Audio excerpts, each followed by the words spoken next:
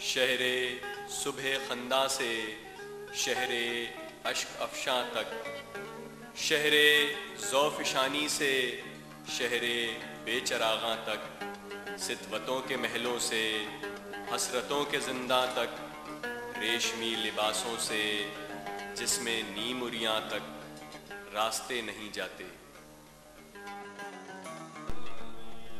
कुछ ऐसी गलियां जहां से शहर की तमाम सड़कें नज़र बचाकर गुजर जाती हैं। कुछ ऐसी गलियां जिनके हिस्से में तमाम शहर की बची हुई रोशनी आती है। कुछ ऐसी गलियां जिनकी गंदी सड़कें चंद ही कदम चलकर थक जाती हैं और हाँफने लगती हैं। कुछ ऐसी गलियां जिनके तंग घरों में कोई भी जिंदगी हसरतों की बैसाखी के बिना नहीं चल सकती। आइए मिलते हैं इन्हीं गलियों में पल रही एक कोशिश से, जिंदगी को अपने पैरों पर चलना सिखाने की कोशिश। आइए मिलते हैं इन्हीं गलियों में पल रही एक जुस्तजू से, उन थकी हुई गलियों को रफ्तार बख्शने की जुस्तजू।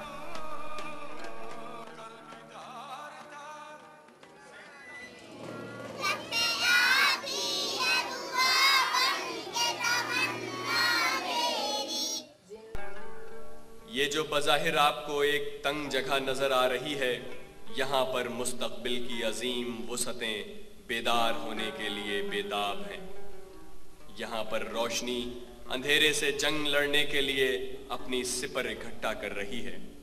ये एक स्कूल है जो कि 1998 में अलीगढ़ मुस्लिम यूनिवर्सिटी के कुछ तलबा ने शुरू किया था, और आज ये एक मस्जिद की इमारत से लेकर अपनी इस इमारत तक का एक मुख्तसर मगर मुअस्सर सफ़र तय कर चुका है। ये स्कूल हम लोगों ने 6 साल पहले शुरू किया था। कुछ स्टूडेंट यहाँ एमयू के, हम लोगों ने सोचा कि हम लोग सोसाइटी को क्या दे सकते हैं जो बेस्ट हो। तो समझते हैं कि एजुकेशन ऐसी चीज़ है, इन ऐसी सोसाइटी ऐसे लोगों के लिए जो इनके लिए कुछ फ़ायदा हो सकता है, और ये कि एक ऐसी चीज़ है जो हमेशा इनके साथ रहेगी। इसलिए हम लोगों ने इस सोसाइटी ऐसे जगह चुना जहाँ पे ऐसी सोसाइटी है जो बहुत गरीब लोग हैं और किसी वजह से भी नहीं पढ़ना चाहते हैं, पैसे की वजह से या कोई अपनी उनकी बहुत मजबूरियाँ हैं। पहले हम लोगों ने शुरुआत मस्जिद से की, उसके बाद फिर धीरे धीरे 2 जगह बदलने के बाद अब यहाँ फाइनल इस स्टेज पे स्कूल आया है।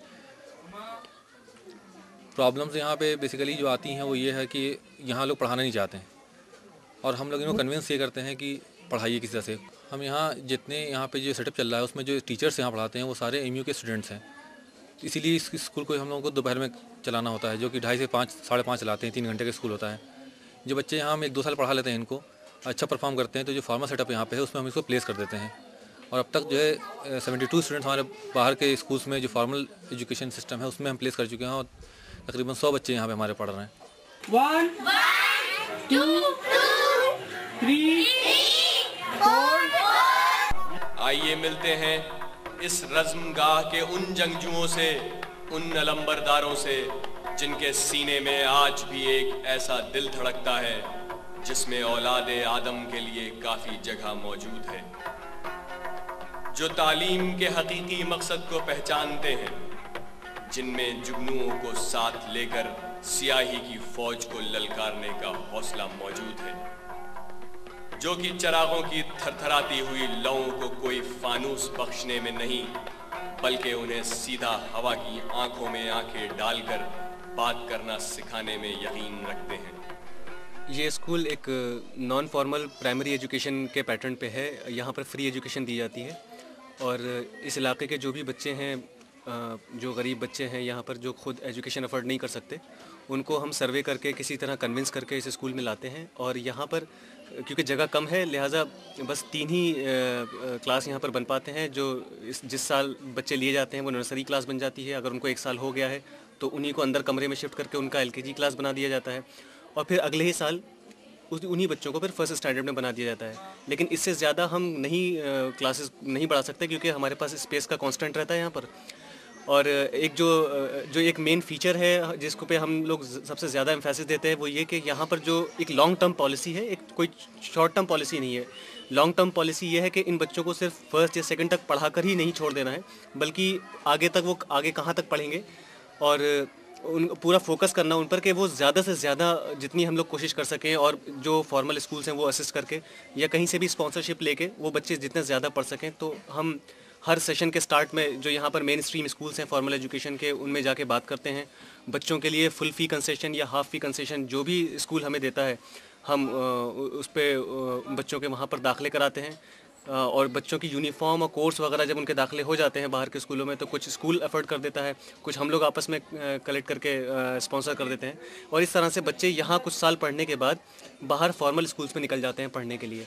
सिलेबस के तौर पे ये है कि हम यहाँ पर जो भी सिलेबस चलाते हैं इन तीनों क्लासेस में, जो भी हमारे यहाँ कैटेगरीज़ हैं, नर्सरी, केजी और फर्स्ट, उसमें हम पूरी कोशिश ये करते हैं कि हम वो सिलेबस चलाएँ जो कि और स्कूलों के मुकाबले उनके लेवल पे हो, ताकि वो बच्चे जब यहाँ से तैयार होकर बाहर के स्कूल्स में जाएं तो उन्हें बहुत ज़्यादा प्रॉब्लम ना आए कि वो वहाँ की पढ़ाई को ग्रैस्प ना कर सकें। तो हम कोशिश ये करते हैं कि एक तो सस्ती किताबें हों, क्योंकि ज़्यादातर केसेस में पूरी किताबें हमें ही प्रोवाइड करनी पड़ती हैं। तो सस्ती किताबें हों, लेकिन उनकी क्वालिटी भी उस लेवल की हो कि वो बाहर के स्कूल्स के कोर्स के साथ कम्पीट कर सके यहाँ के निकले हुए बच्चे। तो जो कोर्स हम लोग चलाते हैं वो तकरीबन मोर और लेस वही होता है जो बाहर फॉर्मल स्कूल्स में चलता है।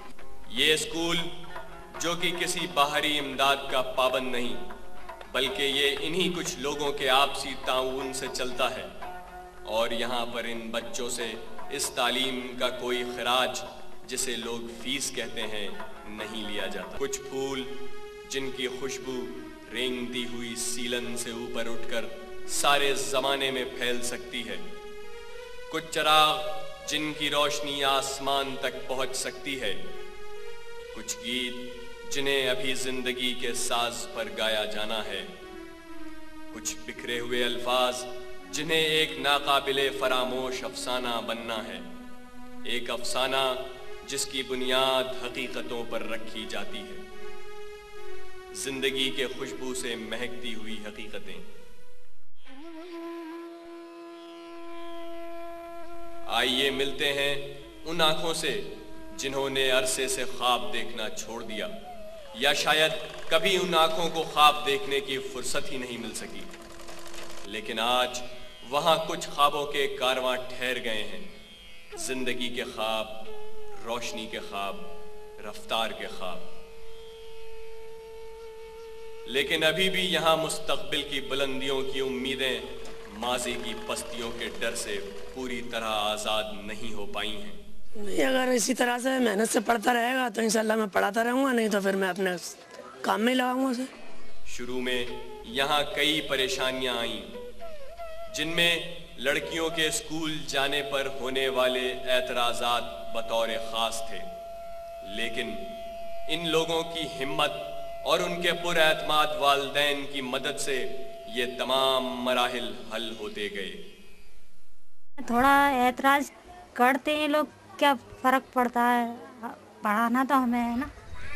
और ये सफ़र यहीं पे ख़त्म नहीं होता, बल्कि ये आगे चलकर एक ऐसे पड़ाव पर भी पहुंचता है जो कि इन लोगों के लिए अब तक सिर्फ एक तसव्वुर था, एक ख्वाब था, एक ख्याल था, एक नई और जुदा कोशिश जो कि उन गलियों में ही दम नहीं तोड़ देती, बल्कि अपने सफ़र को उन कुशादा राहों पर भी ले आती है जिनकी मंजिलें आसमान की वुसअतों के मुकाबिल खड़ी हो सकती हैं।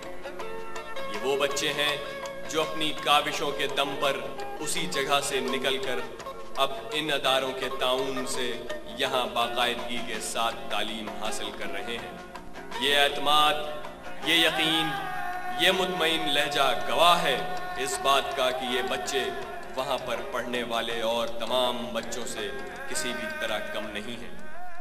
ये मंजर जो आप देख रहे हैं, इसमें उन बच्चों को जो कि अब बाकायदा तालीम हासिल कर रहे हैं ट्यूशन दिया जा रहा है, क्योंकि जाहिर है कि इन्हें इस काम के लिए अपने घर से कोई मदद फराहम नहीं हो सकती है।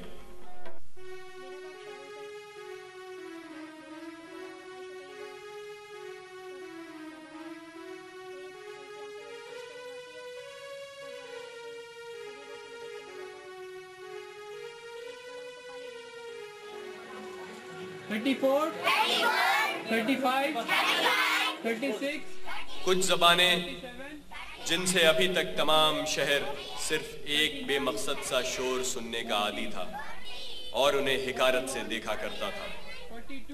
कुछ जुबानें जिन्हें चाहे उनका मफहूम पता हो या ना हो, लेकिन जाने कितनी गालियों की गुजरगाह रही है। कुछ जुबानें जिनकी आवाजें किसी मशीन के शोर से अक्सर हार जाया करती हैं, आज इन्हीं जबानों से निकलते हुए अल्फाज आने वाली सदियों के तरन्नुम से मुतारिफ हो रहे हैं। आज उन आवाजों में जिंदगी की भरपूर मौसीकी की खनखनाहट सुनी जा सकती है और हम उम्मीद करते हैं कि ये आवाजें सिर्फ अपने आप को पहचानवा कर ही नहीं रुक जाएंगी, बल्कि ये आगे भी दबी हुई आवाजों को उभारने में मदद करेंगी।